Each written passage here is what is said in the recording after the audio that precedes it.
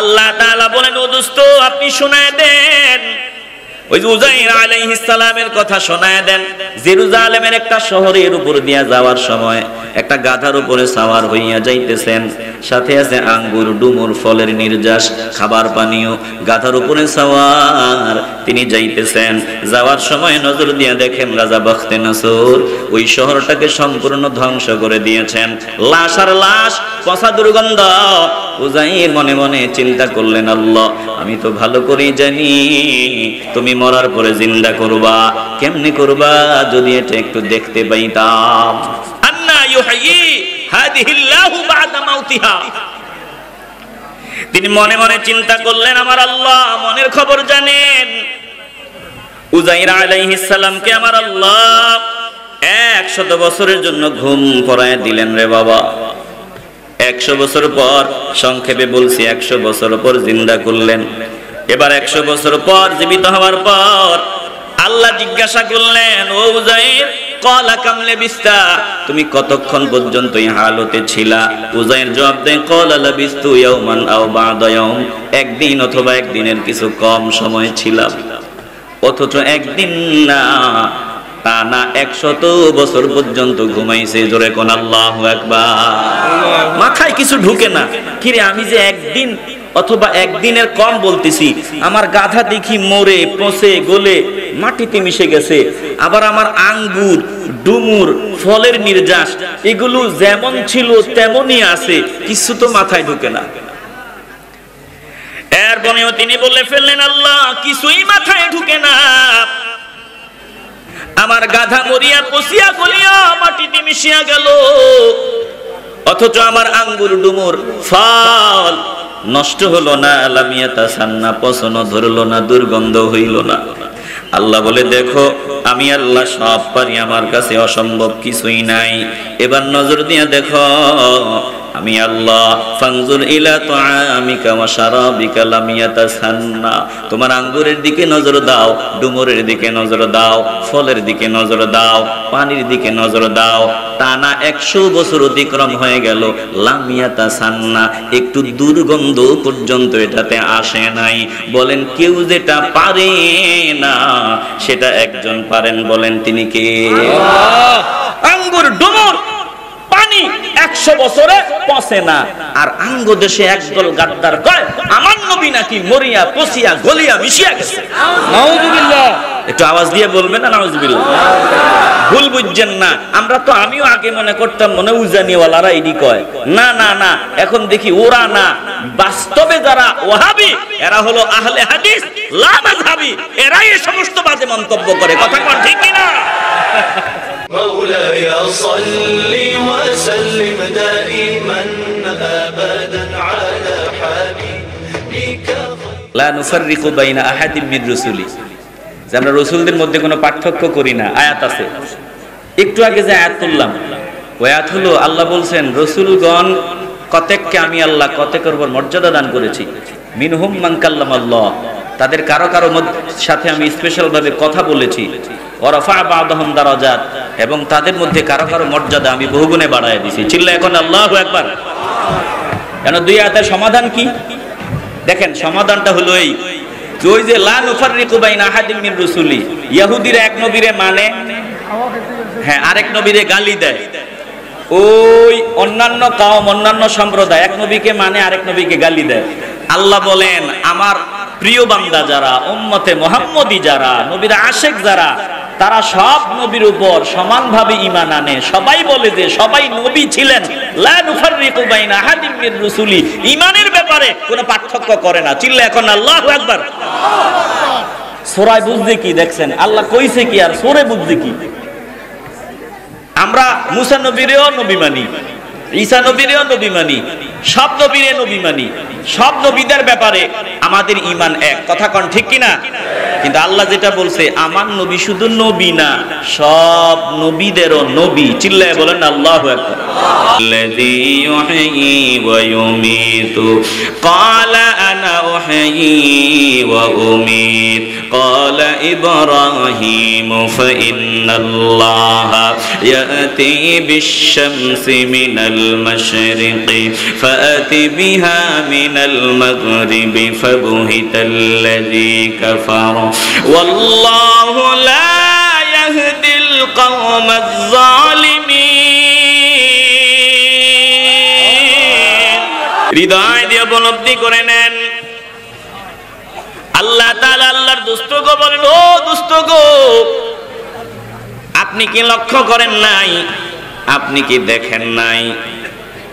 আপনি কি লক্ষ্য করেন নাই? স্বয়ং আমি আল্লাহর ব্যাপারে নমরুদ আমার ইব্রাহিম খলিলের সাথে তর্ক বিতর্কে লিপ্ত হয়েছে। স্বয়ং আমি রবের ব্যাপারে নমরুদ গাদ্দার আমার ইব্রাহিমের সামনে বিতর্ক আরম্ভ করে দিয়েছে। যেই আল্লাহ বানিয়েছে, আমরা কোন রোগে রুগ্ন হইয়া ওই আল্লাহর নাফরমানি করি, কুত্তার চাইতেও খারাপ হই, এটা কি আল্লাহ জানেনি? রব জানেনি?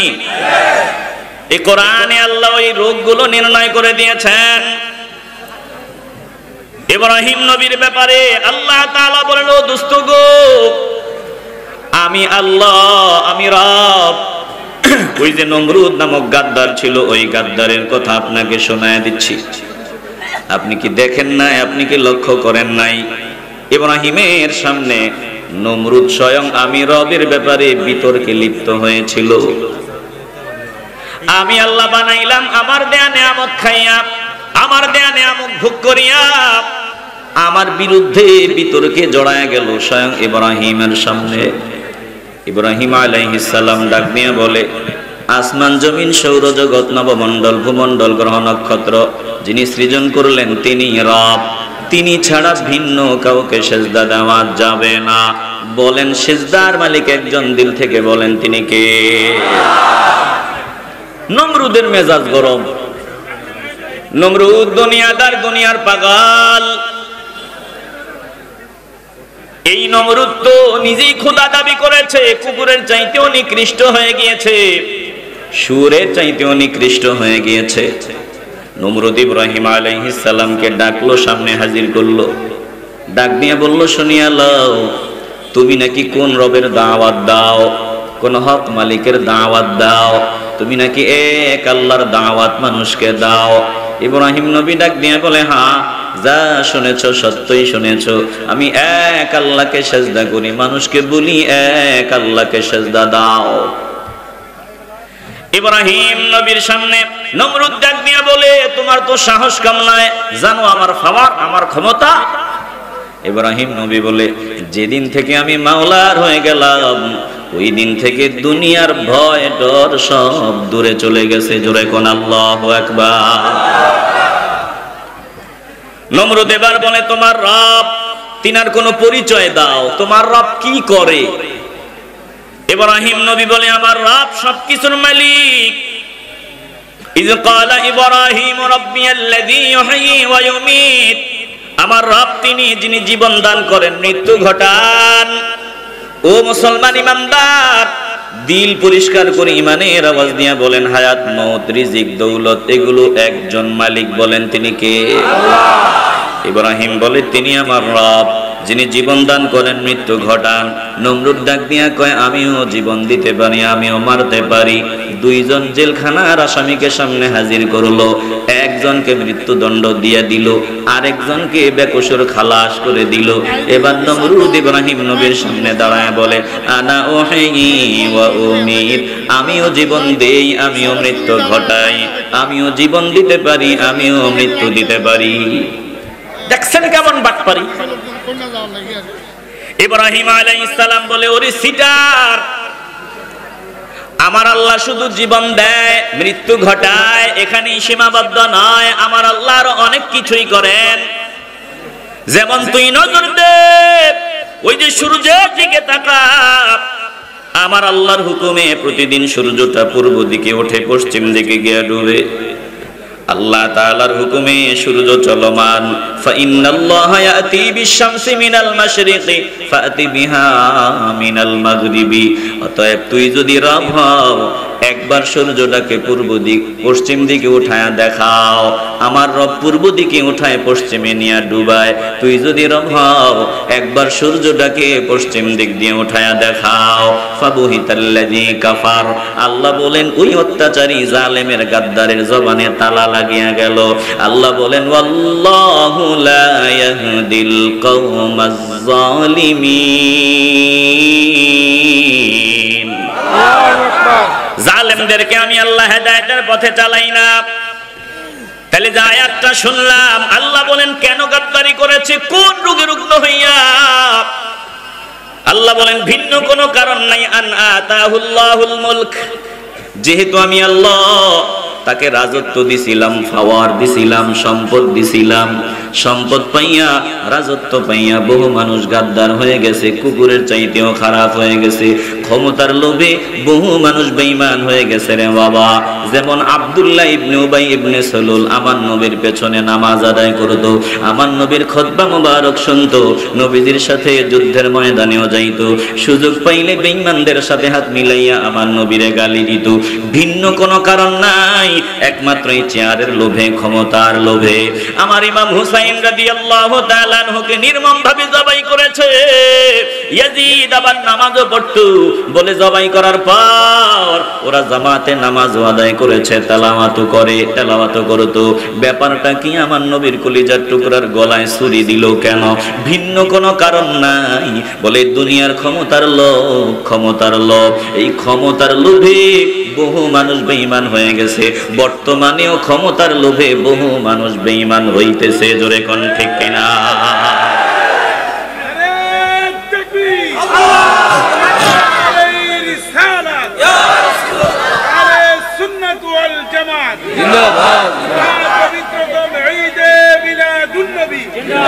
এ বাবা, সামান্য সময়, আর ব্রেক নাই, তাকবীরও নাই, খুব দ্রুত বলা লাগবে, অনেক কথা ভিতরে রয়ে গেছে, একটু শুধু দিলটা দেন। আল্লাহ বলেন শোন, তোরা যে গাদ্দারি করো, কেন করো আমি জানি। দুঃখের সাথে বলতে হয়, অনেকেই রাগ করবে, অনেকেই রাগ করবেন, বেজার হবেন। এই যে মন্দিরে গিয়া, মূর্তির সামনে গিয়া বলে দরগা আর দুর্গা নাকি, দুর্গা আর রোজা নাকি মুদ্রার এপিঠ ওপিঠ।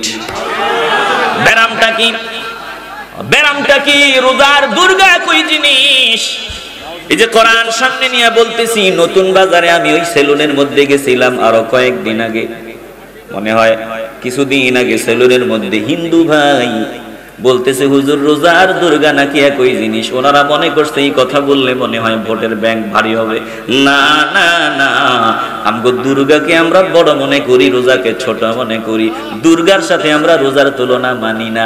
আমিও বললাম ভাই, আমিও রোজাকে বড় মনে করি, কোথায় রোজা আর কোথায় দুর্গা? বলে ভাই এই কথা বলিয়া ভোট ব্যাংক ভরবে না, বরং খালি হবে। ভালো করে শুনে নেন, হিন্দুদের ধর্মীয় বিশ্বাস আলাদা, খ্রিস্টানদের আলাদা, বৌদ্ধদের আলাদা, যার যার ধর্ম বিশ্বাস আলাদা। আমাদের ধর্ম বিশ্বাস আলাদা, কিন্তু আমার ধর্ম আমাকে শিক্ষা দিছে, যদি আমার সামনে কেউ একটা হিন্দুর উপর অত্যাচার করে, হিন্দুটা মুশরিক, ওর সামনে যদি ওকে যদি অত্যাচার করে আমার বাবা, আমার ধর্ম আমাকে শিক্ষা দিয়েছে, আমি বাবার সামনে দাঁড়ায় যাব, বাবাকে ডাক নিয়ে বলবো রে বাবা সাবধান, আমি মুসলমান, আমার ধর্মে জালেমের কোনো ঠাঁই নাই। অতএব হিন্দুর উপর অত্যাচার যদি করো, আমি তোমার বিরুদ্ধে লাঠি নিয়ে দাঁড়ায় যাব। আল্লাহু আকবার বলেন। আমার ধর্ম আমাকে শিক্ষা দিছে, একজন অমুসলিমের উপর অত্যাচার হলে আমি বাধা দিব। নবীজি বলেছেন কেউ যদি একটা অমুসলিম নাগরিককে হত্যা করে, সে জান্নাতে যাওয়া দূরের কথা, জান্নাতের ঘ্রাণও সে পাবে না। যার যার ধর্ম বিশ্বাসের জায়গা আলাদা আলাদা থাকবে, ধর্মকর্ম আলাদা, কিন্তু মানবতার, শতভাগ মানবতা রক্ষা করে আমরা চলা, অতীতেও চলেছি, ভবিষ্যতেও চলবো। ধর্মকে এভাবে মিলানোর কোনো সুযোগ আমরা দিব না। আসতে বলবেন না, জবান খুলে বলেন ঠিক কিনা? এ বাবা হৃদয় দিয়ে উপলব্ধি করে নেন, রূপ কিন্তু আল্লাহ জানেন, আল্লাহ রূপ নির্ণয় করে দিয়েছেন। আল্লাহ বলেন যতই গাদ্দানি করো লাভ নাই, জমিনে আমি আল্লাহ পাঠাইলাম, মেয়াদ কিন্তু নির্ধারিত। এই নির্ধারিত মেয়াদ ফুরায় যাওয়ার পর আবার আমার সামনে চলে আসবা বান্দা। আমরা দেখি একজন মানুষ মরার পর, একজন মানুষের ইন্তেকালের পর ওই মানুষটাকে যত দ্রুত গতিতে সম্ভব সাদা কাপড়ের প্যাকেট বানানো হয়, মাটিতে গর্ত খনন করা হয়, জানাজা হয়, বান্দাকে কবরস্থ করা হয় রে বাবা। এরপরে যদি প্রয়োজন অনুসারে আমরা 7টা-2-1 পরে যদি কবরটা খুলি, দেখি অনেকের লাশ পচন শুরু হয়ে গেছে। 1 মাস পরে দেখি তো আরো বেহাল দশা। বলে কয়েক বছর পর যেই বান্দাকে কবর দেওয়া হয়েছে, কবর খোলার পর দেখা যায় বান্দার হাড্ডিগুলো খুঁজে পাওয়া যায় না। 1 কবরের উপরে 10 কবর পরে গণ কবরস্থানে। মুসলমান নবীর আশিকের দল, আল্লাহ বলে শোন, আমি আল্লাহ তুই যদি মরিয়া পচিয়া গলিয়া মাটিতে মিশিয়াও যাও, আমি আল্লাহ তুই ঠিক যেমন ছিলি তেমন আকৃতি দিয়া তোকে আমার সামনে হাজির করব। এই যে পরের আয়াতটা শুনাই আমি আলোচনা শেষ করব। আল্লাহ তাআলা বলেন, ও দোস্ত আপনি শোনায় দেন, ওই যে উযাইর আলাইহিস সালামের কথা শোনায় দেন। জেরুজালেমের একটা শহরের উপর দিয়া যাওয়ার সময় একটা গাধার উপরে সাওয়ার হইয়া যাইতেছেন, সাথে আছে আঙ্গুর, ডুমুর, ফলের নির্যাস, খাবার পানীয়। গাধার উপরে সাওয়ার তিনি যাইতেছেন। যাওয়ার সময় নজর দিয়ে দেখেন রাজা বখতে নসর ওই শহরটাকে সম্পূর্ণ ধ্বংস করে দিয়েছেন। লাশ আর লাশ, পচা দুর্গন্ধ। উযাইর মনে মনে চিন্তা করলেন, আল্লাহ আমি তো ভালো করেই জানি তুমি মরার পরে জিন্দা করবা, কেমনে করবা যদি এটা একটু দেখতে পাইতাম। আন্না ইউহয়ি হাদিহিল্লাহু বা'দা মাউতিহা।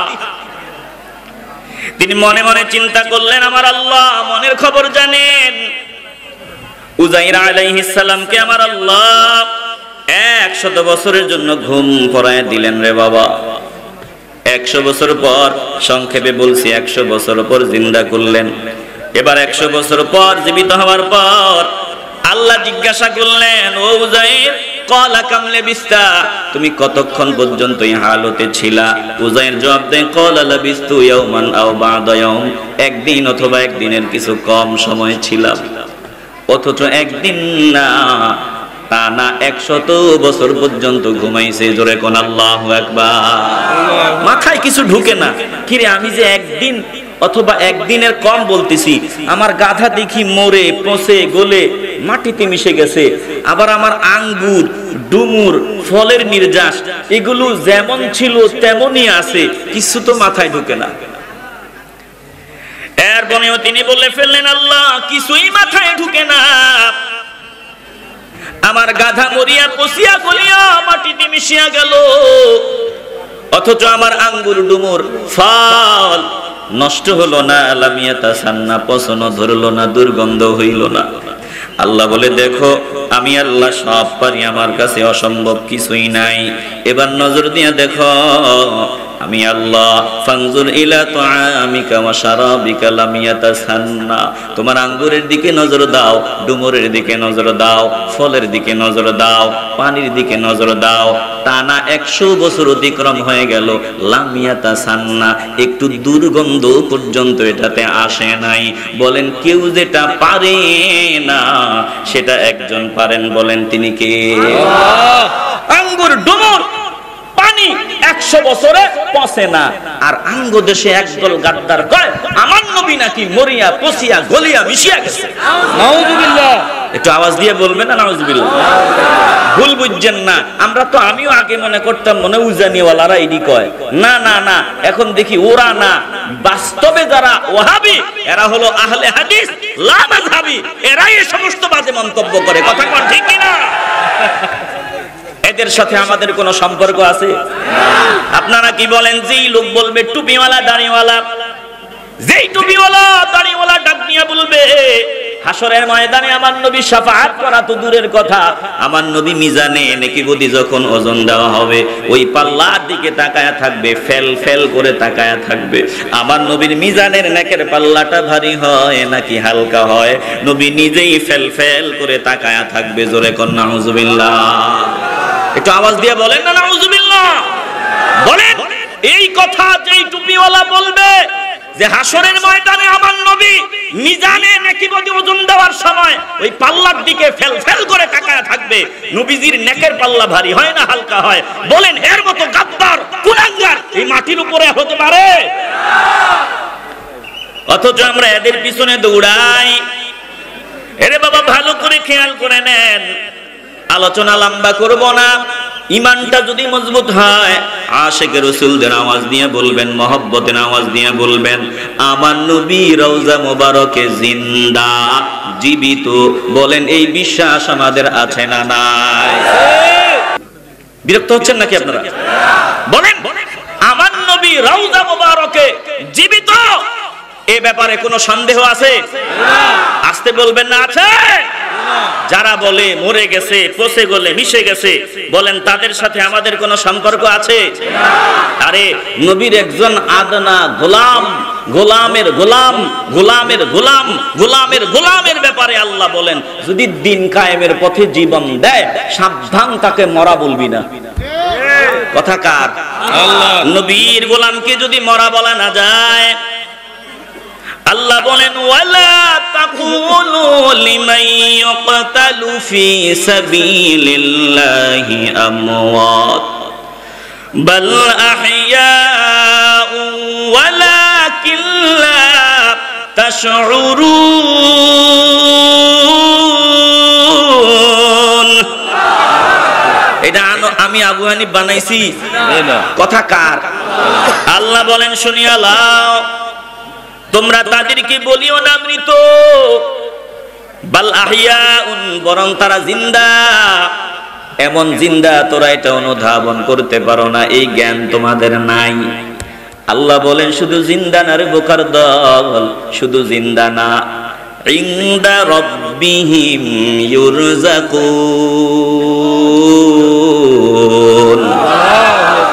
আমি আল্লাহ তাদের খাবার দেই, রিজিক দেই। মরা তো বলা দূরের কথা, ওয়ালা তাহসাবান্নাল্লাযীনা কুতিলু, আল্লাহ বলে মরা বলে চিন্তাও মাথায় আনবি না। কথা কার? আল্লাহ।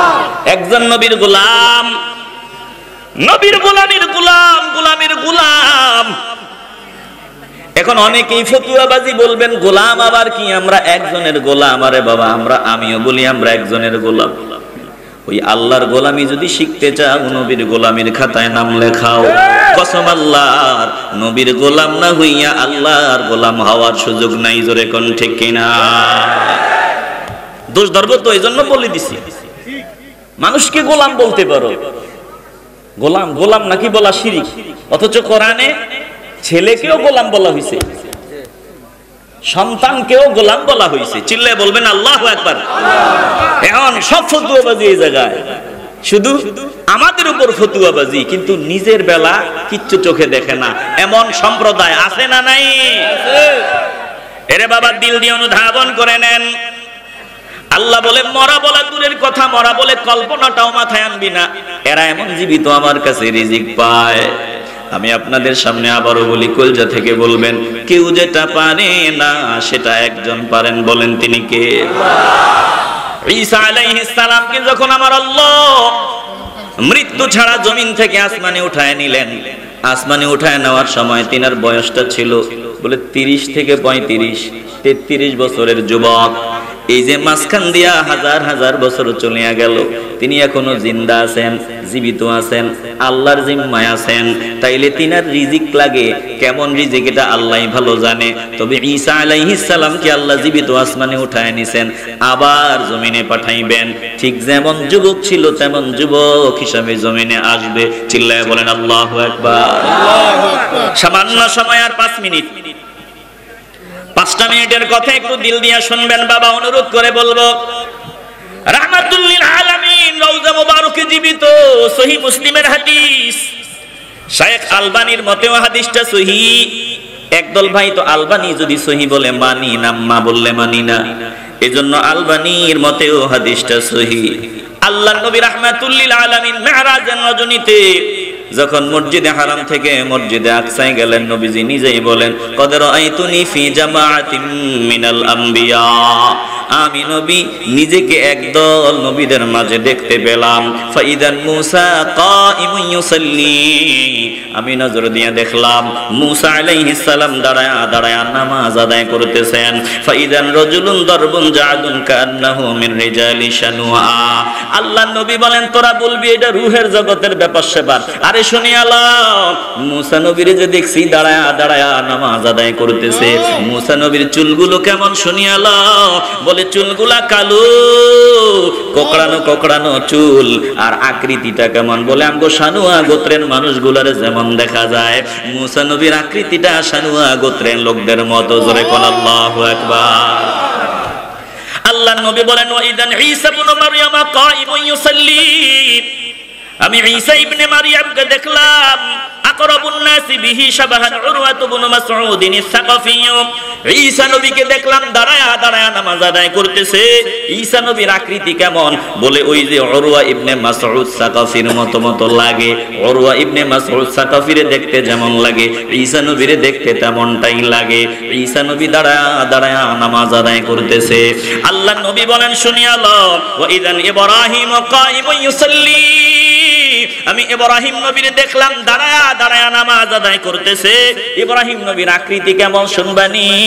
আশবাহুন নাসু বিহি সাহিবুকুম ইয়ানি নাফসুহু, আমার দিকে নজর দাও, আমার দিকে একটু তাকাও, এ তোমাদের সাথী মুহাম্মদ সাল্লাল্লাহু আলাইহি ওয়াসাল্লামকে দেখতে যেমন লাগে অনেকটা অবিকল ইব্রাহিম নবীরে দেখতেও তেমন লাগে। জোরে কোন আল্লাহু আকবার।